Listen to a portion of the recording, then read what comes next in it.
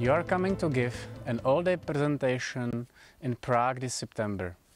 It might be your first time at the past Eastern Communist bloc.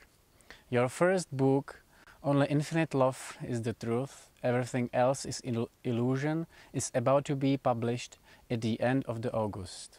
What are your feelings about that? Well, I'm delighted about the book going into your language and also coming across to speak, because it's another indication of how far the understanding is now getting across the world that the world and our lives are very different to what we thought they were before. We look at governments and various other political organizations, and we think that they are running our lives and they are doing it because we have elected them. But the truth is that all the countries are controlled by the same global network of a group of interbreeding families that go back to the ancient world and have been embarked on a process of the constant centralization of power in the world, century after century after century, where we've moved from a tribal situation where people in the tribe decided what happened in the tribe. Then the tribes were brought together, lots of tribes under things called nations. Now a few people at the center of the nation are dictating to all the former tribes, and now we're into this, very much in Europe, into this next stage, which is bringing the nations together and putting them into this European Union fascist dictatorship, because that's what it is, where a few people, actually not even elected politicians but bureaucrats appointed, are dictating to all the nations of Europe. So you see the constant incessant centralization of power, and this is important because if the few are going to control the many more and more powerfully, they have to keep centralizing decision making so that fewer and fewer people are making the decisions and dictating to the lives of more and more people. And you know, when I started out on this journey consciously 20 years ago, if you talked about this, then people just basically laughed at you. Never mind going to countries all over the world like the Czech Republic now. It just didn't happen. But because world events in recent times have shown people more and more obviously that this centralized global police state is real, and they're now seeing its influences in their lives and on the television news, the interest has just exploded. So coming to a new country like the Czech Republic is very, very, very encouraging to me, and I'm really looking forward to coming because I've never been there before. Prague is historically mystical and esoteric city and the important gate. Have you got any recent information and data of this kind about Prague and the territory of Czech Republic? And will you have the time to see city? Well, I hope I'll have the time to see the city, but you know, whenever I go anywhere in the world to speak, my prime focus is making sure that I do the best job I can for the people that come. So I do a lot of preparation. In terms of the Czech Republic, in the weeks before I come, I'll be doing a lot of research about the country and that background and how it fits into the global picture. But the way all countries operate is that there is a global network, a global web of secret societies and particular families, and they act like a transnational corporation. Transnational corporation has a headquarters, and in each country it has its subsidiary companies who all operate in line with the dictated agenda and policy of the center. Well, this network has a center, and it's in Europe, places like London and Paris and Berlin, etc., Switzerland. And in each country, and the Czech Republic will be no different, there is a network of secret societies that are like a subsidiary company to that center, that spider in the web that I talk about.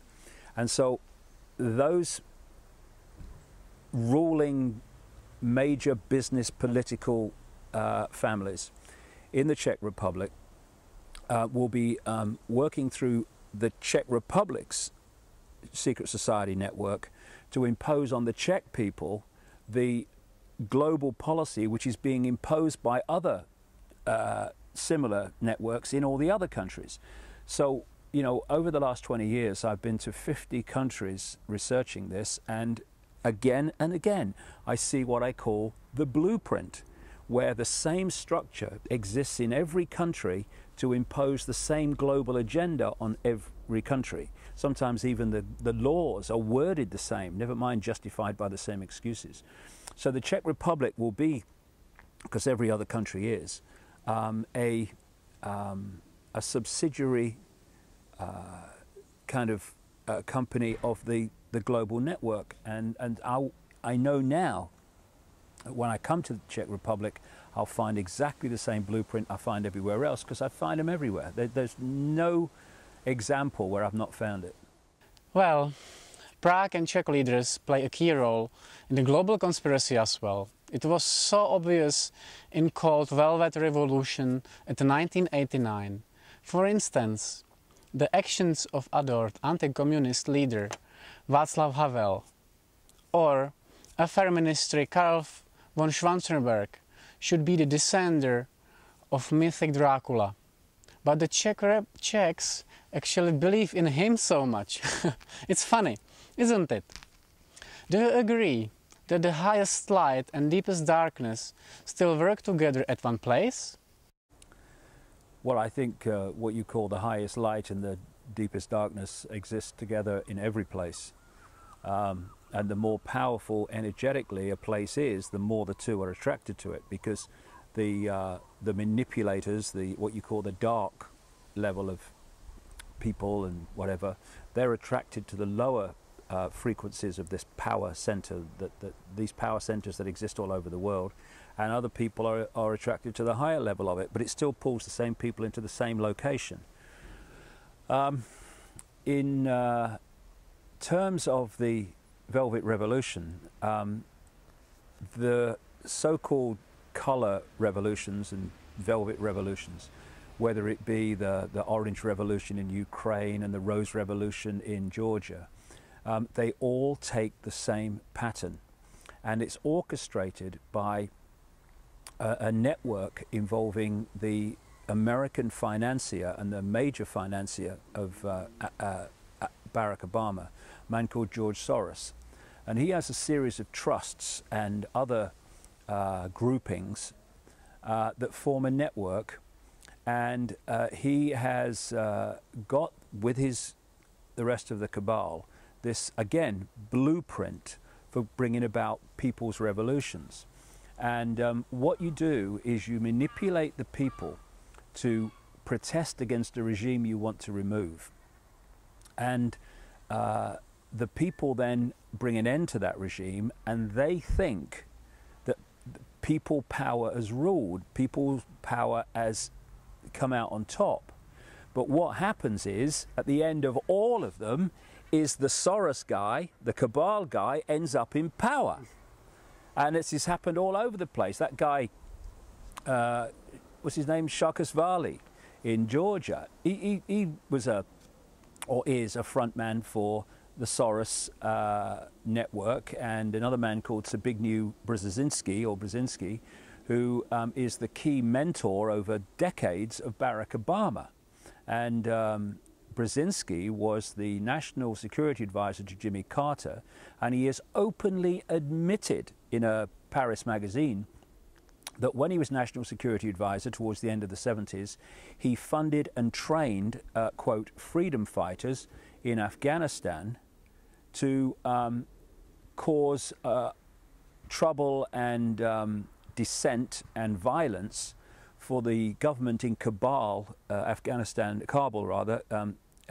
at the time, which was controlled by the Soviet Union. And what he says openly now is that it was done to try to entice the Soviet Union to invade Afghanistan, as they did eventually, to protect their government from the freedom fighters that Brzezinski had trained and funded. What happened then is that during that Russian occupation or Soviet occupation of Afghanistan, 1 million Afghans died. But Brzezinski said he did it because he wanted to give the Soviet Union, quote, their Vietnam and destroy another superpower. However, what happened was these freedom fighters then became known as the Mujahideen, who then became known as the Taliban. And now we've got Barack Obama sending tens of thousands more troops into Afghanistan to, quote, fight the Taliban, which were in effect created by his mentor, Zbigniew Brzezinski.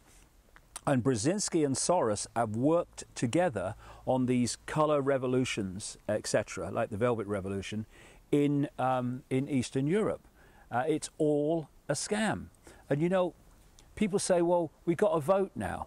Well, there's two forms of control. There's a control that you can see, communism, fascism, and although people are controlled that way, at least they know where they stand. They're in a controlled situation and they can basically see the controllers. The greatest form of enslavement is an enslavement that you cannot see. It's like a prison without the bars. If you've got in a prison, you've got bars around you, you know you've got a situation you need to get out of. If you can't see the bars, you'll just sit there forever in the prison and do nothing about it, because people do not rebel against not being free when they think they are. And what's happened with these revolutions in Eastern Europe is that they have exchanged a dictatorship and a tyranny that they can see for a dictatorship and a tyranny that masquerades as freedom and democracy. And what people need to realize is that the same shadow people that were behind the communist regimes are also behind the free and democratic regimes. The same people are still running the show. It's like, for instance, a great example, a real prime example is South Africa. During apartheid, a cabal of families around the Oppenheimer family, who control the diamonds and the gold and everything in South Africa, and are answerable to the Rothschilds, the House of Rothschild, they demonstrably controlled apartheid South Africa. And then Mandela comes out of prison. They make him president. He was a totally puppet president because the same Oppenheimer Rothschild family network continues to control South Africa to this day. But because the South Africans now can line up in great long lines once every 4 or 5 years and vote for a one-party state called the African National Congress, all you've got to do to be president of South Africa is to be voted head of the African National Congress and you're president, because it's a one-party state. But they're told we're free now under apartheid, we couldn't vote, now we can. Same people control. The difference is, during apartheid they could see the tyranny and therefore they rebelled against it. Now, oh no, there's a black man in the presidency and it's a black government, so yeah, we're free now. No. Tyranny is not the colour of your skin. It's not the nature of your genetics. It's the state of your mind. And tyranny can manifest through any genetic type you could speak of. So Czechoslovakia and all these countries have, or the Czech Republic, have been subjected to this recurring blueprint of manipulation that you find everywhere.